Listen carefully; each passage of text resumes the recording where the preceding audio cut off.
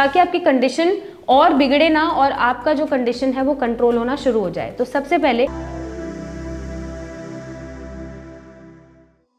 Scalp पर redness होना, flaking होना, इचिंग होना ज़रूरी नहीं है कि वो डैंड्रफ हो। There is a lot more than dandruff, जिसको हम स्कैल्प सोरासिस बोलते हैं। और अगर आपको कानों के पास रेडनेस, पपड़ी बनती है, इचिंग होनी है, इन्फ्लेमेशन हो रही है और नेक के पास भी रेड पैचेस बन रहे हैं विद इन्फ्लेमेशन, जहाँ बहुत इचिंग, बर्निंग है, तो वो आपका स्कैल्प सोरासिस हो सकता है।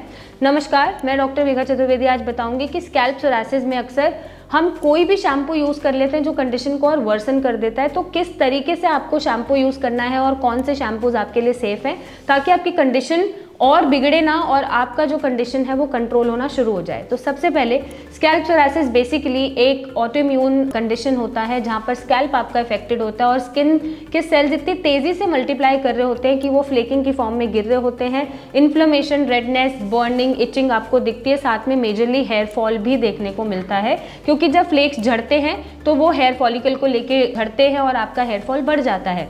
ऐसे में आप क्या गलती करते हैं और कौन से शैम्पूज यूज़ कर लेते हैं? आप एंटी डैंड्रफ शैम्पू यूज़ कर लेते हैं, आप सल्फेट वाले शैम्पूज यूज़ करते हैं, आप फ्रेगनेंसेस वाले शैम्पू यूज़ करते हैं जो अक्सर आपकी कंडीशन को और वर्सन कर देता है।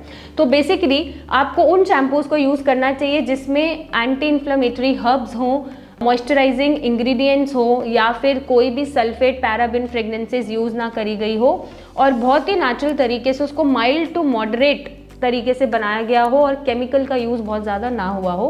अब हर पेशेंट पे ज़रूरी नहीं है कि एक ही तरीके का शैम्पू यूज़ करें और वो ठीक हो जाए। डिफरेंट केसेस में पेशेंट टू पेशेंट शैम्पू की वेरिएशन भी बदल जाती है और केस को एनालाइज करके ही आपको अपना शैम्पू यूज़ करना चाहिए। अगर आपको बहुत ज़्यादा ब्लीडिंग है या बहुत ज़्यादा आपको पैचेस बन रहे हैं, बहुत ज़्यादा इरिटेशन हो रही है, तो ऐसे में आप इसको इग्नोर ना करें, अपने डॉक्टर से कंसल्ट करके ही कौन सा शैम्पू यूज़ करना है वो आप तभी यूज़ करें। अपना सेल्फ मेडिकेशन ना करें जिससे कंडीशन ना बिगड़े। कुछ इंग्रेडिएंट्स हैं जो आपको आपके स्कैल्प सोरासिस को रोकने में मदद कर सकते हैं, जैसे एलोवेरा है, टी ट्री है, कुछ अमाउंट में सैलिसिलिक एसिड है या फिर नीम ऑयल है या फिर नीम इंग्रेडिएंट है। और ऐसे इंग्रेडिएंट अगर आप देखते हैं शैम्पू में है और बहुत ज़्यादा पैराबिन, सल्फेट नहीं यूज़ हुआ है और स्टीरॉयड नहीं है उसमें और बहुत ही एंटी डैंड्रफ जैसी मार्केटिंग नहीं यूज़ हुई है, तो आप वो शैम्पू यूज़ कर सकते हैं। बट ऑलवेज़ मेक श्योर कि अगर आपकी कंडीशन बहुत सीवियर होती जा रही है तो आप अपने डॉक्टर से कंसल्ट करके ही शैम्पू को यूज़ करें।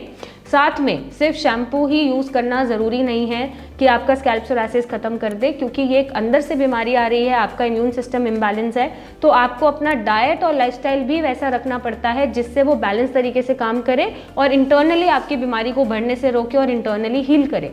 तो सही गाइडेंस और सही प्रोडक्ट की चॉइस के साथ ही आप अपने स्कैल्प सोरासिस को बढ़ने से रोक सकते हैं और सही शैम्पू चूज़ करके ही आप अपना स्कैल्प सोरासिस ठीक कर सकते हैं। आप चाहें तो सी आयुर्वेदा का स्कैल्प सोरासिस शैम्पू जो है, सोरिया शैम्पू, वो आप यूज़ कर सकते हैं। माइल्ड है, सारे नरिशिंग उसमें इंग्रेडिएंट्स हैं, सारे एजेंट्स हैं, उसमें जितनी भी हर्ब्स हैं एंटी इन्फ्लेमेटरी हर्ब्स हैं, बहुत ज़्यादा केमिकल, सल्फेट का यूज़ नहीं हुआ हुआ, स्टेरॉइडल फ्री है, और क्या चाहिए। तो आप यूज़ करके देखिए, आप खुद ही एक्सपीरियंस करें। कंसिस्टेंसी के साथ, सही ट्रीटमेंट और सही डाइट फॉलो करने के साथ और स्ट्रेस ना लेने के साथ जब आप फॉलो करते हैं तो आपको 2-3 मंथ्स में विजिबल रिजल्ट्स भी दिखते हैं और आपका स्कैल्प सोरासिस कंट्रोल होना शुरू हो जाता है। तो बेसिकली आपको खुद से अपना स्कैल्प सोरासिस खराब करने की ज़रूरत नहीं है।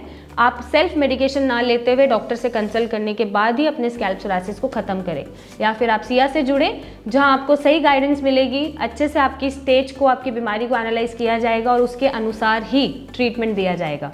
Thank you and take care.